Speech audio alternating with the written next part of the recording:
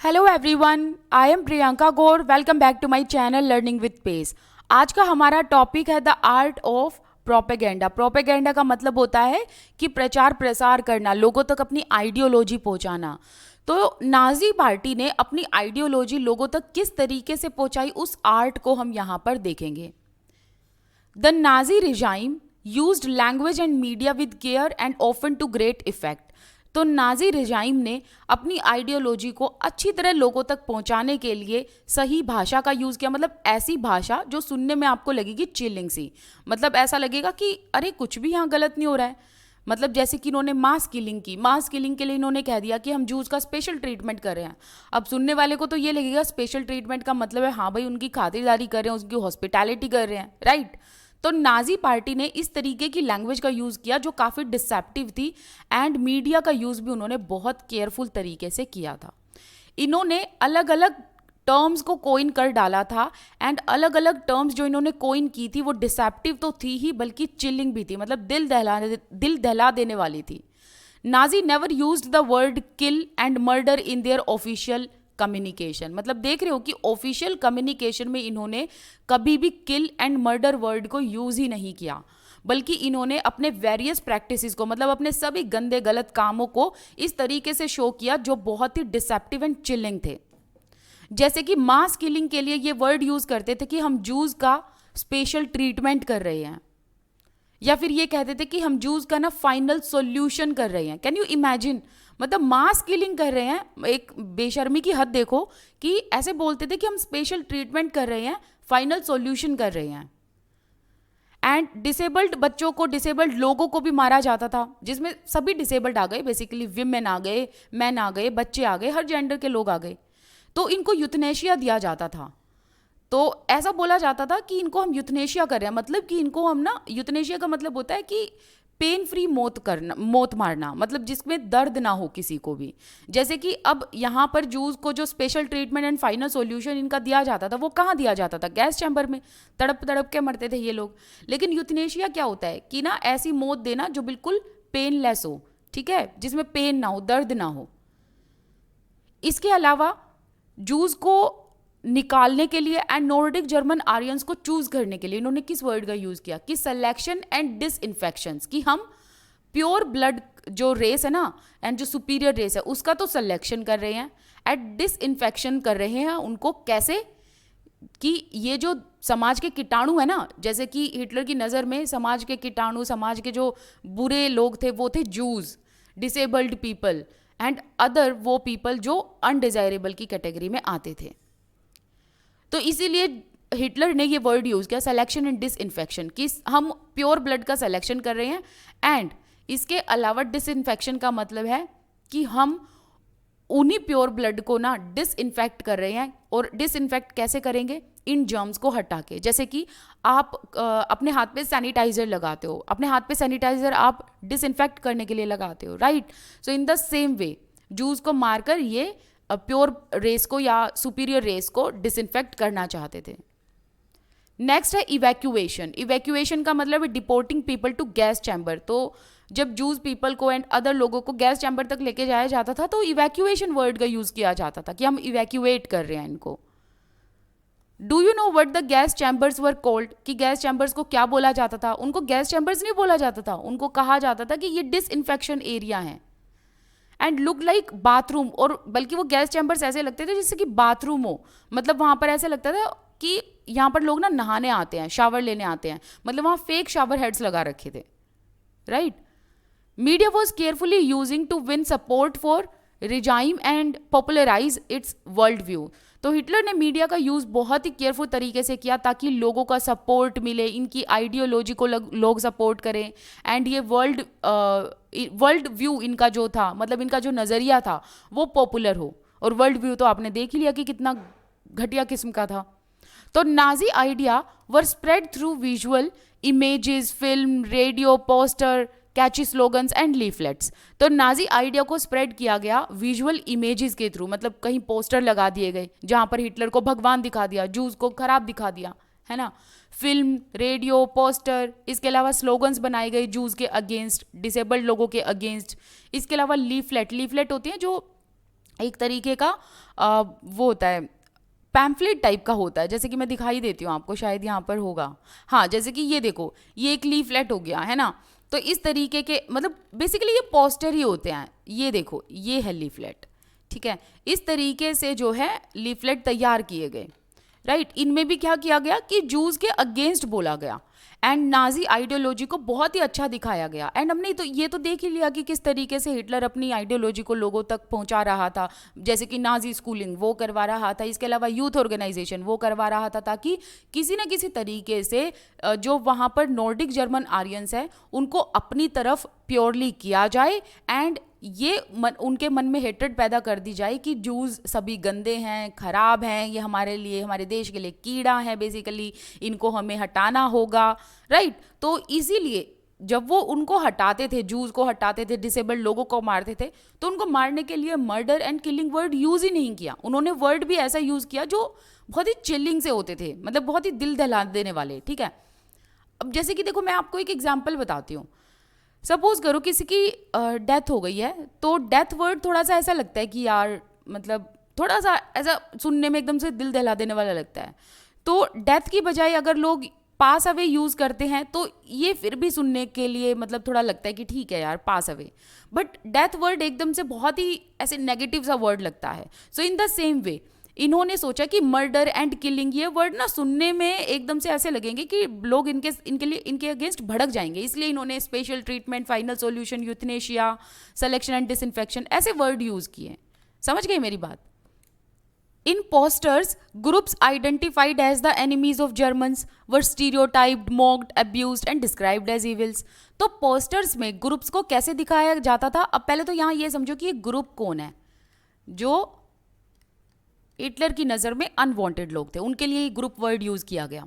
तो पोस्टर्स में इन ग्रुप को कैसे शो किया जाता था कि ये जर्मन्स के एनिमी हैं। जर्मन्स में नॉर्डिक जर्मन आर्यन हो गए। तो नॉर्डिक जर्मन आर्यन के मन में ना हिटलर घृणा पैदा करना चाहते थे, हेट पैदा करना चाहते थे टूवर्ड्स जूस।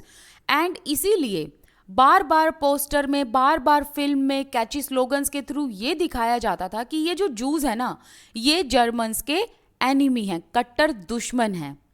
एंड इसी चीज को बार बार स्टीरियोटाइप किया गया, क्योंकि हर बार पोस्टर में इनको ऐसे ही दिखाया जाता कि ये एनिमी है जर्मन के, इनको मॉक किया जाता था। इसके अलावा इनको अब्यूज भी किया जाता था एंड इनको डिस्क्राइब किया जाता था एज इविल। अब देखो, यहाँ पर पोस्टर, फिल्म, कैची स्लोगन्स के थ्रू बार बार जूस पीपल को ऐसा क्यों दिखाया जा रहा था कि ये जर्मन्स के एनिमी हैं? देखो, होता ये है कि हम बार बार अगर कुछ पोस्टर देखते हैं तो हमारे दिमाग में एक छवि बैठ जाती है। जैसे कि अगर हम बॉलीवुड, हॉलीवुड मूवीज़ की बात करें तो हमें ये होता है कि हाँ, ये हीरो है, ये विलेन है। वो ऐसा क्योंकि बार बार फिल्म में एक ही टाइप का हीरो दिखाया जाएगा, एक ही टाइप की हीरोइन दिखाई जाएगी, एक ही टाइप का विलेन दिखाया जाता है, तो हमारे माइंड में एक इमेज बन जाती है, राइट। सो उसी तरीके से फिल्म, इमेजेस, रेडियो, पोस्टर्स, इनके थ्रू बार बार जूस को ऐसा दिखाया जा रहा था कि ये अनवांटेड लोग हैं एंड ये नॉर्डिक जर्मन आर्यंस के दुश्मन हैं। एंड बार बार इनको मॉक किया जाता, इसी थॉट प्रोसेस को आगे बढ़ाया जाता, अब्यूज़ किया जाता, इनको शैतान के तौर पर दिखाया जाता था। एंड ये इसलिए किया जाता था क्योंकि हिटलर ये चाहता था कि बार बार नॉर्डिक जर्मन आर्यंस जब इन चीज़ों को देखेंगे ना, तो उनके मन में भी एक हेट पैदा होगा टूवर्ड्स जूस। इसके अलावा हिटलर सोशलिस्ट से भी बहुत चिढ़ता था, क्योंकि ये तो जो है मतलब कट्टर दुश्मन था बेसिकली इनका, क्योंकि सोशलिस्ट इक्वालिटी की डिमांड करते थे, लिबरल जो है डेमोक्रेसी की डिमांड करते थे। तो सोशलिस्ट एंड लिबरल्स को हिटलर ने वीक एंड डीजनरेट दिखाया। वीक एंड डीजनरेट का मतलब है कमज़ोर, एंड डीजनरेट का मतलब है करप्ट पीपल। तो हिटलर ने कहा कि ये जो सोशलिस्ट एंड लिबरल है ना, ये वीक एंड करप्ट लोग हैं। They were attacked as malicious foreign agents and propaganda film were made to create hatred for Jews. And इसके अलावा सोशलिस्ट एंड लिबरल्स से लोग जो है इन्फ्लुएंस ना हो, इसीलिए बार बार इन पर भी अटैक किया जाता था हिटलर के थ्रू। इनको मैलिशियस मतलब बहुत ही गंदा फॉरेन एजेंट दिखाया जाता था कि जो हमारे देश को बर्बाद करना चाहते हैं, तो इनके इन्फ्लुएंस में कभी मत आना, है ना। एंड इसके अलावा कुछ ऐसी फिल्म चलाई गई, उन फिल्म के थ्रू भी ना नाजी रिजाइम या ये कह लो नाजी आइडियोलॉजी को प्रोपेगेट किया गया। कैसे कि फिल्म के थ्रू भी ना जूस को क्या दिखाया जाता था? शैतान दिखाया जाता था। जूस को ये दिखाया जाता था कि ये हमारे एनिमी हैं। एंड मेन मकसद सिर्फ यही था हिटलर का कि सभी जितने भी नॉर्डिक जर्मन आर्यंस हैं सब के सब जूस से हेट करने लगे। तो फिल्म के थ्रू भी जूस के लिए हेट्रेड दिखाई जाती थी, जैसे कि एक बहुत ही इनफेमस फिल्म है जिसका नाम है एटर्नल जूस, जिसको आप देख सकते हो, इसकी एक डॉक्यूमेंट्री आप देख सकते हो यूट्यूब पे, द एटर्नल ज्यू। इसमें भी ऑर्थोडॉक्स जूस को स्टीरियोटाइप तरीके से दिखाया गया, मतलब वही इनकी छाप दिखाई गई कि ये जो है खराब है हमारी सोसाइटी के लिए, मतलब ये जर्म्स है हमारी सोसाइटी के लिए, राइट। इस तरीके से इनको दिखाया गया, ठीक है। इसके अलावा देवर शोन एज, और कैसे इनको दिखाया गया, with flowing beard wearing kaftan, की बड़ी बड़ी दाढ़ी है इनकी और ये काफ्तान पहने हुए हैं, जबकि रियलिटी में ये डिस्टिंग्विश करना, ये पहचानना बहुत मुश्किल था कि जर्मन कौन है, जूस कौन है। क्यों? क्योंकि उनका आउटवर्ड अपीयरेंस जो था ना वो काफ़ी हद तक असिमिलेटेड था, है ना, मतलब पहचान कर पाना मुश्किल था कि कौन जर्मन है कौन जूस है। लेकिन फिर भी जूस को वर्मिन, रैट्स, पेस्ट के तौर पर दिखाया जाता था। सो दैट मीन्स कि जो जूस थे ना इनको एक तरीके का कीड़ा दिखाया जाता था, चूहा दिखाया जाता था, पेस्ट दिखाया जाता था, एंड इनको कंपेयर किया जाता था रोडेंट से, है ना, चूहों की ऐसी प्रजाति जो जैसे कि चूहे वो नहीं होते जो कपड़ा कुतर कुतर के खा जाते हैं, तो वैसे इनको दिखाया कि ये रोडेंट्स हैं, ये हम सबको खा जाएंगे अगर इनको खत्म नहीं किया तो, ठीक है। Nazism worked on their minds of people, tapped there emotion. तो नाजिज्म ने अपनी आइडियोलॉजी को देखो किस तरीके से उसका प्रोपेगेंडा किया, लोगों के माइंड के साथ बेसिकली इन्होंने खेला, उनके इमोशंस को बार बार टैप किया, एंड काफ़ी जूस के खिलाफ इन्होंने हेट्रेड लोगों के मन में भर दी थी। काफ़ी जर्मन्स के अंदर इन्होंने मन में हेट्रेड, एंगर भर दिया, एंड जूस को अनडिजायरेबल जो है लोग अब सोचने लगे थे। पहले इतना नहीं सोचते थे, लेकिन जब से ये प्रोपेगेंडा शुरू हुआ ना, अब काफ़ी लोग जो हैं वो हिटलर के दीवाने हो गए थे। एंड इसके अलावा कुछ लोग ऐसे थे जो हिटलर के दीवाने तो हो ही गए थे, मतलब इन लोगों को जो ये जूस है ना, इन लोगों को अनडिजायरेबल भी मानने लगे थे, राइट। हालांकि सभी लोग नाजी आइडियोलॉजी को सही नहीं मानते थे, कुछ जर्मन ऐसे भी थे जिन्होंने हिटलर के अगेंस्ट आवाज़ उठाई थी। तो हम तीन तरीके के लोग बेसिकली पढ़ेंगे। एक तो हिटलर के फॉलोअर थे, जर्मन्स में से हम तीन तरीके के लोग पढ़ेंगे। एक तो ऐसे जो हिटलर के फॉलोअर बन गए, एक ऐसे जो देख कर भी अनदेखा कर देते थे, वो किसी भी टाइम किसी भी चीज़ पर किसी भी टाइम पर बोलते ही नहीं थे, ठीक है, उन्हें लगता था कि अगर बोलेंगे तो मरेंगे, ठीक है। एंड एक ऐसे थे जिन्होंने हिटलर के अगेंस्ट आवाज़ उठाई। तो तीनों तरीके के लोग जो है जर्मन्स में थे।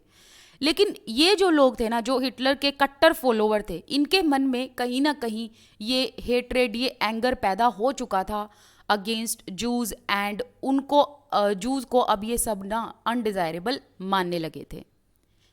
The Nazi made equal efforts to appeal to all the different sections of the population. Nazi party ये चाहती थी कि हर एक सेक्शन है ना पॉपुलेशन का, मतलब छोटा हो बड़ा हो, मतलब कोई भी हो, एज बार नहीं बेसिकली, तो हर एक के लिए ये चाहते थे कि इनके मन में हिटलर के लिए एक प्यार हो, प्रेम हो। तो नाजी ने हर एक तरीके के एफर्ट किए ताकि वो हर एक पॉपुलेशन के सेक्शन में पहुंच पाए, हर एक जेंडर तक पहुंच पाए, एंड हर एक के मन में हिटलर के लिए प्यार पैदा करे, नाजी आइडियोलॉजी के फॉलोवर बनाए दूसरों को। And they sought to win their support, and इन्होंने हर एक पॉपुलेशन के सेक्शन से सपोर्ट पाने की कोशिश की by suggesting that Nazi also could solve all their problems. And ऐसा दिखाया सभी को कि नाजी ही ऐसी पार्टी है जो आपकी सभी प्रॉब्लम्स का सॉल्यूशन कर सकती है। अब यहाँ पर देखो, यहाँ पर ये एक जूस को दिखाया गया, एंड ऐसे दिखाया गया यहाँ पर, इसको इस तरीके से मॉक किया गया है एंड अटैक किया गया जूस पर कि जो ये जूस है ना, ये सिर्फ इनके देवता हैं, सिर्फ और सिर्फ मनी, मतलब ये सिर्फ पैसे के पीछे भागते हैं, right. And in order to earn money he commit the greatest crime, कि जूस ऐसे हैं, इनको सिर्फ पैसा चाहिए, ये पैसे के लिए कुछ भी कर सकते हैं। He doesn't rest until he can sit on a big sack of money until he has become the king of the money। मतलब ये ना पैसों के लिए बेसिकली कुछ भी कर सकते हैं, बस इनको ये चाहिए कि इनको एक, जो सैक का मतलब होता है बोरा, ठीक है, बोरा या बोरी जिसे हम कहते हैं। तो हिटलर ने यहाँ पर ये दिखाया कि जूस ना सिर्फ ऐसा सोचते हैं कि हर जगह पैसा हो और हमारे पास पैसे का भरा हुआ बोरा हो और हमें इसके अलावा कुछ नहीं चाहिए, मतलब पैसा ही सब कुछ है हमारे लिए, राइट। एंड उसके लिए ये कुछ भी कर सकते हैं, एंड मनी को पाने के लिए किसी की भी किलिंग तक कर सकते हैं। अब यहाँ बात करें तो देखो, जब हिटलर के लिए वोट का अपील किया जा रहा था, इस तरीके से किया जा रहा था, ठीक है, मतलब इस टाइम पर 1920s की ये बात की गई है, तब तक ये चांसलर नहीं बना था नाजी पार्टी का, लेकिन ये नाजी पार्टी का ये पोस्टर था हिटलर के लिए वोट पाने के लिए। तो इस तरीके से इसको as a front line soldier दिखाया गया, ये देखो, as a front line soldier, कि भाई यही है जो तुम लोगों को बचा सकता है। इसके अलावा इस तरीके के poster, German farmer you belong to Hitler, कि जर्मन फार्मर जितने भी किसान हो ना जर्मन, वो सब तुम किसके लिए डिवोटी रहो, हिटलर के लिए, तुम हिटलर को बिलोंग करते हो। अब देखो इस बात में क्या कहा गया, the German farmer stand in between two great dangers today, the one danger American economic system, big capitalism, the other is Marxist economic system of Bolshevism. तो यहाँ इस लीफलेट में जर्मन फार्मर्स को यह बताया गया कि तुम दो खतरों के बीच में हो, एक तो है American economic system which is a big capitalism, and दूसरा है Marxist economic system of Bolshevism. तो यहाँ पर कहा हिटलर ने इस लीफलेट के थ्रू, या नाजी आइडियोलॉजी बेसिकली ये थी कि ये जर्मन फार्मर्स को भी जो है अपनी तरफ करना चाहते थे, और इन्होंने जर्मन फार्मर्स को ये दिखाया कि तुम कैपिटलिज्म एंड बोल्शेविज्म के बीच में फंसे हो, ठीक है, ये दोनों ग्रेट डेंजर हैं। एंड इसके अलावा ये भी कहा इन्होंने इस लीफलेट के थ्रू कि ये जो कैपिटलिज्म एंड बोल्शेविज्म है ना, ये एक साथ काम करते हैं, जबकि वाकई देखा जाए तो ये एक दूसरे के दुश्मन थे, लेकिन जर्मन फार्मर्स को ये दिखाया गया कि एक साथ काम करते हैं। एंड जो ये काम कर रहे हैं बेसिकली इनकी आइडियोलॉजी है जूइश, मतलब ये कैपिटलिज्म बोल्शेविज्म इनके थॉट जूइश हैं, है ना, तो ये जूज को आगे बढ़ाना चाहते हैं, इस धर्म को आगे बढ़ाना चाहते हैं। इसके अलावा जो वर्ल्ड जूरी है, मतलब इनका जो वर्ल्ड जूरी समझ रहे हो आप, इनका जो मुखिया है, जो चीफ है, वो ना उसका एक मास्टर प्लान है कि जूस थॉट को आगे बढ़ाया जाए, एंड इसी तरीके के थॉट कैपिटलिज्म एंड बोल्शेविज्म रख रहे हैं। तो बेसिकली यहाँ पर भी यही दिखाया गया कि कैपिटलिज्म एंड बोल्शेविज्म एक दूसरे के साथ साथ काम करते हैं, एंड इन दोनों के थॉट प्रोसेस कैसे हैं, जूस की तरह, एंड ये जूस के मास्टर प्लान को सर्व करते हैं। तो यहाँ पर क्या दिखाया जर्मन फार्मर्स को कि देखो बात ऐसी है कि तुम कैपिटलिज्म एंड बोल्शेविज्म के बीच में फंसे हो, जबकि कैपिटलिज्म एंड बोल्शेविज्म तो है जो है ये जूस थॉट को आगे बढ़ा रहे हैं, एंड तुम बीच में मारे जाओगे, ठीक है। तो इसीलिए अब हिटलर ने ये बताया, ये दिखाया लास्ट में कि तुम लोगों को सिर्फ हम ही रेस्क्यू कर सकते हैं इस डेंजर से। तुम लोगों को कौन बचा सकता है, सिर्फ और सिर्फ नाजी पार्टी, ठीक है। तो यहां पर जर्मन फार्मर्स को भी क्या दिखाया गया कि तुम लोगों को हम बचा सकते हैं कैपिटलिज्म एंड बोल्शेविज्म से। एंड इसके अलावा नीचे लिख दिया नेशनल सोशलिज्म, जो कि हिटलर यही चीज का प्रसार करना चाहता था। तो ये लीफलेट को ना शो किया गया just to appeal the peasants. अब यहां पर एक नया टॉपिक शुरू हो रहा है, इसको हम नेक्स्ट वीडियो में करेंगे। Till then bye bye, thank you so much for watching this video. आप मेरे साथ टेलीग्राम इंस्टाग्राम पर जुड़ सकते हैं, आपके कोई भी डाउट है आप कमेंट सेक्शन में लिख सकते हैं। Thank you, bye bye.